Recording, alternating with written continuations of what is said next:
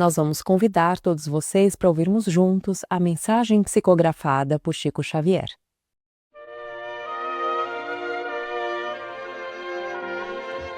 Cartão de Natal.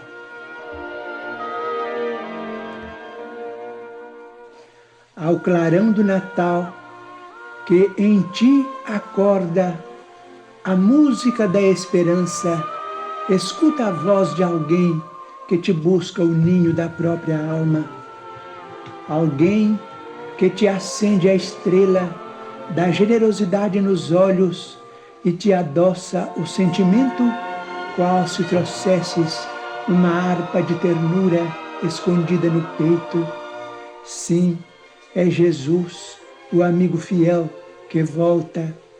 Ainda que não quisesses, lembrar-lhe-ias hoje os dons inefáveis, ao recordares as canções maternas que te embalaram o berço, o carinho de teu pai ao recolher-te nos braços enternecidos, a paciência dos mestres que te guiaram na escola e o amor puro de velhas afeições que te parecem distantes. Contemplas a rua onde luminárias e cânticos lhe reverenciam a glória. Entretanto, vergas-te ao peso das lágrimas que te desafogam o coração. É que ele te fala no íntimo, rogando perdão para os que erram, socorro aos que sofrem, agasalho aos que tremem na vastidão da noite, consolação aos que gemem desanimados e luz para os que jazem nas trevas. Não hesites, ouve-lhe a petição e faze algo. Sorri de novo para os que te ofenderam, abençoa os que te feriram. Divide o farnel com os irmãos em necessidade, entrega um minuto de reconforto ao doente, oferece uma fatia de bolo aos que oram sozinhos sob ruínas e pontes abandonadas, estende um lençol macio aos que esperam a morte sem aconchego do lar, cede pequenina parte de tua bolsa no auxílio às mães fatigadas que se afligem ao pé dos filhinhos que enlanguecem de fome ou improvisa a felicidade de uma criança esquecida. Não importa se diga que cultivas a bondade somente hoje, quando o Natal te deslumbra. Comecemos a viver com Jesus, ainda que seja por algumas horas, de quando em quando, e aprenderemos pouco a pouco a estar com Ele em todos os instantes, tanto quanto Ele permanece conosco, tornando diariamente ao nosso convívio e sustentando-nos para sempre.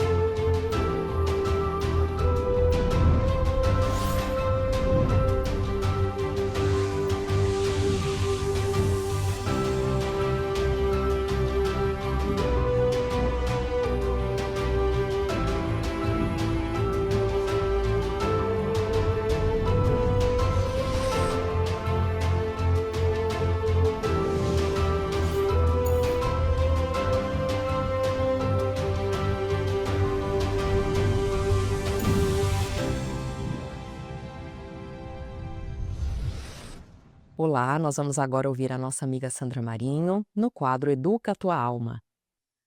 Olá, queridos amigos, queridas amigas. O modo como nós nos relacionamos com as pessoas diz quem somos, demonstra os nossos valores e a falta deles também. É na vida de relação que expressamos o que aprendemos com a vida em família, desde o tempo de criança. Vocês já pensaram nisso? A família é determinante para a personalidade que exprimimos ao longo da vida. Sim, porque os outros veem a nossa persona, não o nosso eu verdadeiro, com a qual, e essa persona é a forma com a qual nós nos mostramos, nós nos exprimimos para o exterior. Observam-se pessoas que vivem num emaranhado familiar difícil de entender, principalmente quem está de fora da família. Mas por que será que nos agrupamos em família? A antropologia dedicou e dedica-se, continua estudando, esse fenômeno. Digamos assim, que seja um fenômeno. Estudando a organização dos povos desde que o mundo é mundo. E são tantas as abordagens e que vale a pena quem tiver interesse em se aprofundar nessa matéria. Vemos com naturalidade o instinto de proteção que temos pelos nossos ascendentes, mas principalmente pelos nossos descendentes. Com a desculpa de proteger os filhos, não raro, se costuma passar a mão, na cabeça, ao invés de fornecer-lhes uma proteção consciente e responsável. Tende-se a superproteção cheia de equívocos e até mesmo injustiça. Família, com certeza, é o nosso porto seguro, o berço que nos acolhe e nos protege durante toda a vida. Porém, no que tange à educação, temos de nos esforçar ao máximo, já que é muito difícil sermos impecáveis, porque também estamos no processo de educação espiritual. Para ilustrar esse tema, trouxemos uma história de Hilário Silva, que conta que Feliciano e Osório eram vizinhos que se viam muito pouco e, por motivos desconhecidos, quando se cumprimentavam, havia sempre um disfarçado ar de antipatia de ambas as partes. Numa certa manhã, suas crianças, seus filhos que jogavam bola nas proximidades, se desentenderam e correram para casa com choros e reclamações. Imediatamente os pais saíram, era um sábado, e em plena via pública começaram a discutir, e não fossem as pessoas que estavam ali no local apartarem os dois, eles tinham ido às vias de fato. A contenda teve fim enquanto um dizia: desaparece da minha vida e nunca mais volte a falar comigo. Bom, e o outro, para não deixar barato, falou: infeliz sou eu em ser teu vizinho. Tudo voltou à calma quando ambos se recolheram. Porém, naquele mesmo dia, mais tarde, vamos encontrar Feliciano voltando das compras, todo apressado e conduzindo nas mãos pequeno pacote. E ele entra no elevador ali todo aturdido, que nem percebeu que entrava no elevador e seu vizinho estava lá. Porque ele suspira fundo, enquanto o elevador sobe, mas ele só então percebe, olhando para o lado, que o vizinho estava lá. Sim, ele mesmo, o Osório, estava ali. Ambos pensaram logo em escapar, mas não dava, né? Eles estavam no elevador. Osório precipitadamente, né, ele aciona um botão, tentando fugir para qualquer andar. Neste momento, por incrível que pareça, o elevador para, faltou energia elétrica. Os dois estavam a ponto de explodir. Mas aconteceu o inesperado. A prisão daqueles instantes fê-los mansos e começaram a trocar palavras em grotescos monossílabos. O tempo foi passando e, forçados pelo imprevisto ali mesmo, apaziguaram-se, reconsideraram o incidente da manhã, passando a conversar sobre futebol. E ainda bem que ambos torciam pela mesma equipe, né? Muito tempo depois, o elevador voltou a funcionar e, na saída, os dois, aliviados, despedem-se com um comovente abraço e tornaram-se amigos depois daí. Acreditam? Bom, gente, vocês, né, do mesmo modo, né, meus amigos e minhas amigas, do mesmo modo, a família, ante a lei das vidas sucessivas, é como aquele elevador. Se encarrega de reunir almas inimigas sob o mesmo teto até que haja a necessária reconciliação. Hilário Silva, na lição, ele conclui de uma forma muito interessante. No final da história, ele diz que, do mesmo modo, né, lembrando dos dois do elevador, a família ante a lei das vidas sucessivas é como aquele elevador, encarrega-se de reunir almas inimigas sob o mesmo teto, até que haja a necessária reconciliação. Aproveitemos esta oportunidade de vivermos em família, valorizando-a como a grande chance que nós temos na existência.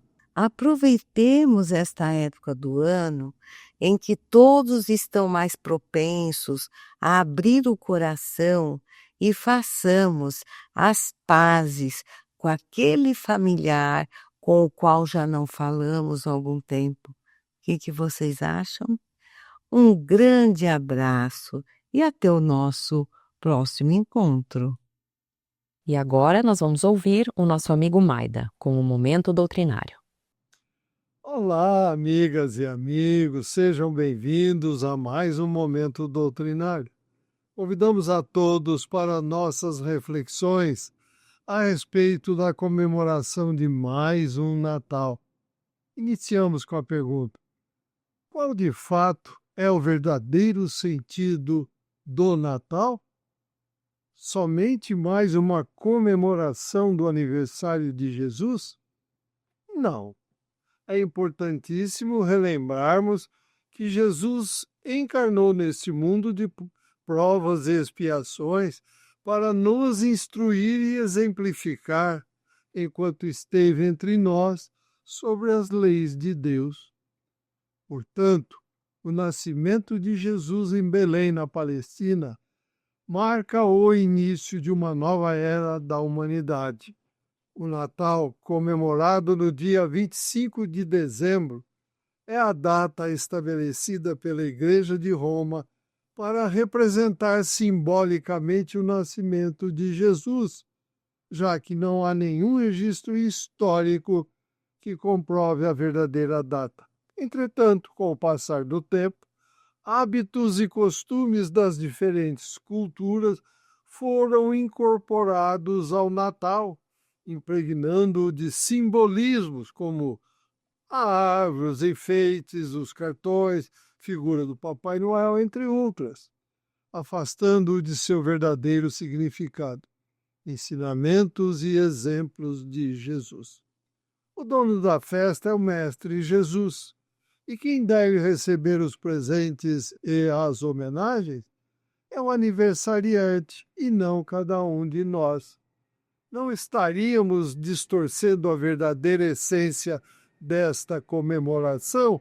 A doutrina espírita vê o Natal sob outra ótica, que vai além da troca de presentes e da realização do banquete natalino, que já são atividades típicas do dia de Natal.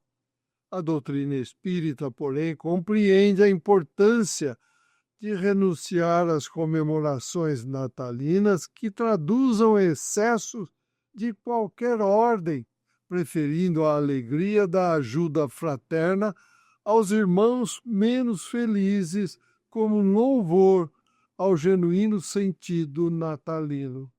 A maioria de nós, mesmo espíritas, ainda vemos o Natal como uma festa de consumo, reforçando o culto ao materialismo e à materialidade, trocando presentes entre si, quando, em verdade, não somos nós os homenageados, que tampouco a festa é nossa. Apesar do relevante significado que envolve o nascimento e a vida de Jesus e sua mensagem, sabemos que muitos representantes da cristandade agem como cristãos, porém sem essência, uma vez que vivenciam um cristianismo de aparência. Neste sentido, afirma o espírito Olavo Bilac que ser cristão é ser luz a um mundo amargo e aflito pelo dom de servir à humanidade inteira. Chegará a época, contudo, em que Jesus, o Mestre, modelo e guia da humanidade terrestre, será reverenciado em espírito e verdade, deixando de ser visto como uma personalidade mítica, lendária, distante do homem comum, ou como um mero símbolo religioso que mais se assemelha a uma peça de museu, esquecida em um canto qualquer, empoeirada pelo tempo. Não podemos, contudo, meus amigos e amigas, perder a esperança. Tudo tem o seu tempo para acontecer. Deus continuará eternamente nos oferecendo Jesus como o mais perfeito modelo, e a doutrina que Jesus ensinou é a mais pura expressão da lei de Deus. Portanto, no Natal, vamos todos nós homenagear o aniversariante Jesus, que não chegou entre nós impondo normas ou pensamento religioso.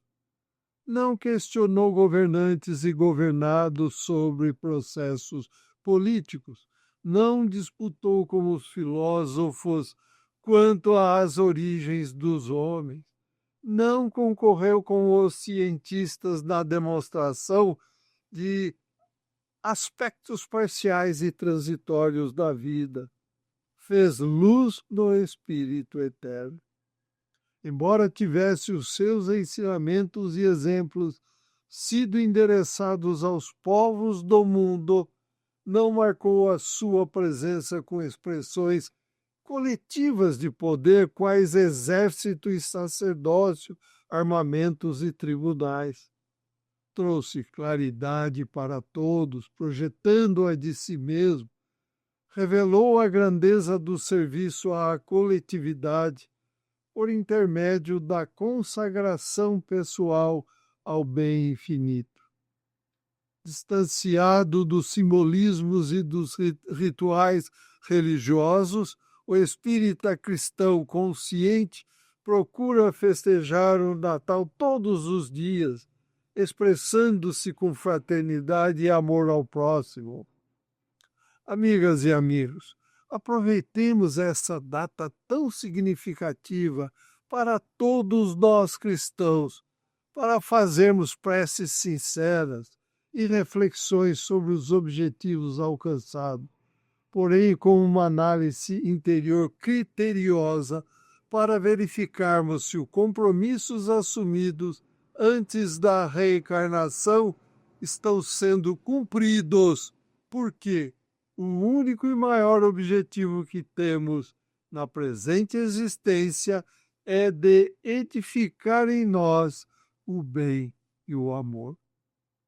Vamos, todos nós, agradecer a Jesus por estarmos aqui na bendita e querida Escola Terra, encarnados, comemorando mais um Natal, com os seus ensinamentos e exemplos fixados na mente e no coração. Que cada um de nós consiga fazer com que Jesus renasça e cresça na manjedoura da nossa alma, para que muitos anos ainda se abram iluminados para todos nós. Para nossa reflexão final, trazemos do Espírito Joana de Ângeles a seguinte orientação que consta no final do capítulo 7º, A Grande Esperança, do livro Mundo Regenerado, psicografia de Divaldo Franco, que diz: revive a presença de Jesus na terra e esculpe as suas lições na tua conduta neste momento em que o mundo tem sede de luz e paz, crescendo em amor tanto quanto já foi conseguido em tecnologia e ciência, passando a possuir as asas da paz, a fim de alçar-te ao paraíso onde Jesus a todos nós espera. Agradecemos a todos pela companhia e desejamos muita saúde, paz, equilíbrio e que neste Natal o amor de Jesus solidifique-se definitivamente na alma de todos nós, para que possamos redistribuí-lo ao próximo. Até um novo encontro, fiquem com Deus, um forte abraço e excelentes lembranças de Jesus.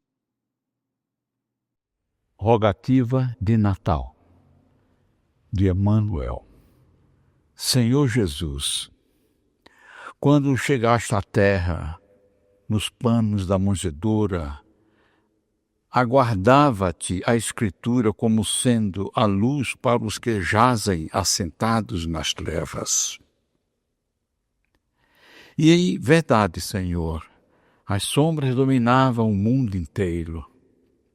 Sombras no trabalho em forma de escravidão, sombras na justiça em forma de crueldade, sombras no templo em forma de fanatismo, sombras na governança em forma de tirania, sombras na mente do povo em forma de ignorância e de miséria.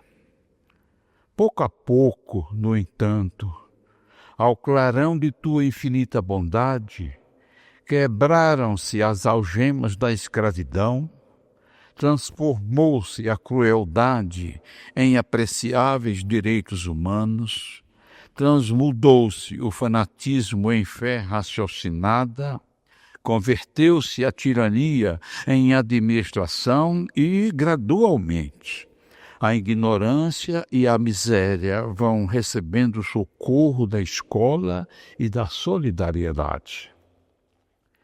Entretanto, Senhor, ainda sobram trevas no amor em forma de egoísmo. Egoísmo no lar, egoísmo no afeto, egoísmo na caridade, egoísmo na prestação de serviço, egoísmo na devoção. Mestre, dissipa o nevoeiro que nos obscurece ainda os horizontes e ensina-nos a amar como nos amaste, sem buscar vaidosamente naqueles que amamos os reflexos de nós mesmos, porque somente em nos sentindo verdadeiros irmãos uns dos outros é que atingiremos com a pura fraternidade a nossa ressurreição para sempre. Nós estamos encerrando por aqui. Se você gostou do nosso conteúdo, curta esse vídeo, compartilhe o link com seus amigos, porque isso vai ajudar a divulgar a mensagem espírita para cada vez mais pessoas. Muito obrigada e até a próxima.